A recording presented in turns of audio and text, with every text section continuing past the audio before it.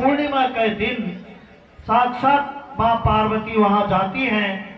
उसी दिन से मल्लिका पार्वती तथा अर्जुन शिव, मल्लिका पार्वती का नाम है और अर्जुन जो है शिव का नाम है, और इस मिश्रित नाम से वहां मल्लिकार्जुन शिवलिंग का नाम तीनों लोकों में विख्यात हुआ। बोलो मल्लिकार्जुन भगवान की जय। ये लिंगों के बारे में, ज्योतिर्लिंगों के बारे में बताया जा रहा है। जननी गर्भ संभोतम कष्ट न अपनोति वे पुनः। जो मल्लिकार्जुन का दर्शन करता है उसे दोबारा मां के गर्भ में जन्म नहीं लेना पड़ता है।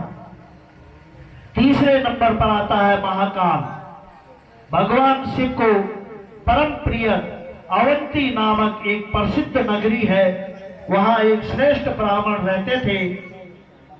उनके 4 पुत्र थे, चारों ही परम विद्वान थे। वे अवंती नगरी जो थी वहां ब्राह्मण रहते थे, जो ब्रह्म तेज से वो नगरी संपन्न हो रही थी। इधर रत्नमाला पर्वत पर एक दूषण नाम का एक दैत्य रहता था। उस दुष्ट असुर ने बहुत बड़ी सेना लेकर अवंती उज्जैनपुरी में आक्रमण कर दिया।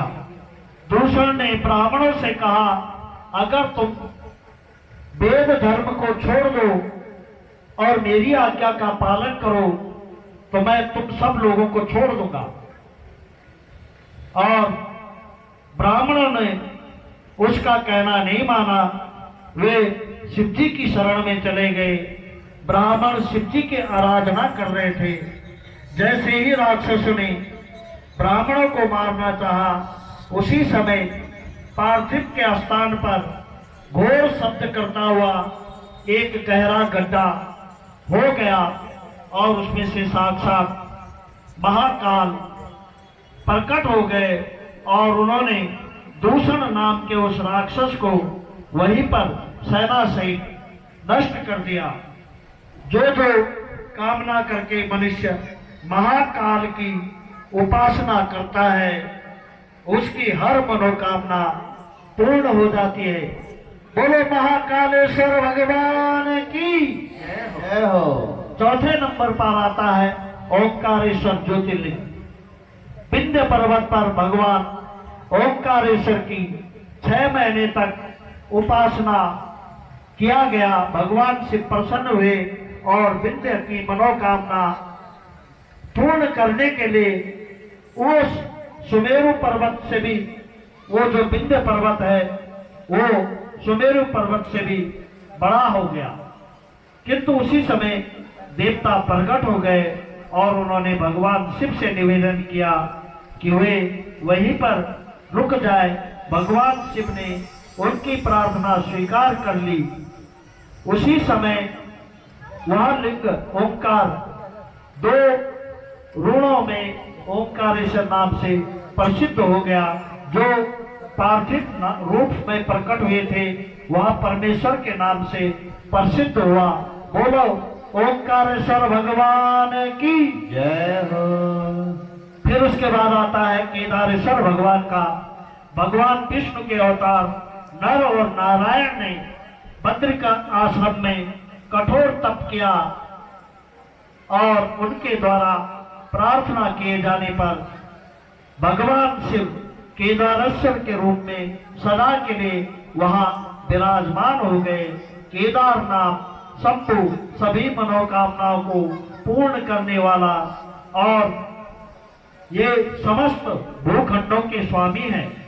सर्व काम प्रदम शंभो केदाराख्यो न संशय।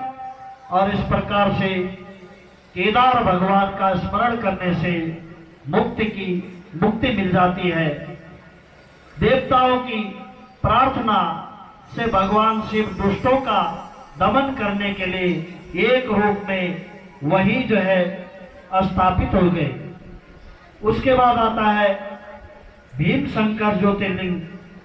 भगवान ने महाबलशाली कुंभकर्ण के से उत्पन्न करकरी पुत्र भीम का निशाचरों से श्रृंगार किया था और उसी के नाम से उसका नाम भीम शंकर पड़ गया। बोलो भीम शंकर भगवान की। ओम नमः पार्वती पते हर हर हर महादेव। एक ग्वाला था, वो ग्वाला गाय चराने के लिए जंगलों में जाता था। एक दिन एक तालाब के किनारे एक पंडित जी आए। ब्राह्मण देवता ने अपनी झोली उतारी और झोली उतार करके उसमें से शिवलिंग निकाला, अपने वस्त्र उतारे, तालाब में नहाया, नहा करके बाहर आया। सामने उसने शिवलिंग को रखा, शिवलिंग के सामने उसने भोग लगाया। भोग लगाने के बाद आंखें बंद की और दोनों नाक बंद करके वह ब्राह्मण बैठ गया। वह प्राणायाम करने लगा। वो 12 वर्ष का ग्वाला जो वहां गाय बच्ची चुगाने के लिए गया था, वह उस ब्राह्मण को देख रहा था कि इस ब्राह्मण ने क्या क्या किया है। ब्राह्मण ने जब अपनी संध्या पूरी कर ली और वो जाने लगा, तो उस ग्वाले ने उस ब्राह्मण से पूछा कि हे ब्राह्मण देवता, आपने ये नाक बंद क्यों करी और आंख बंद क्यों किया, इससे क्या होता है?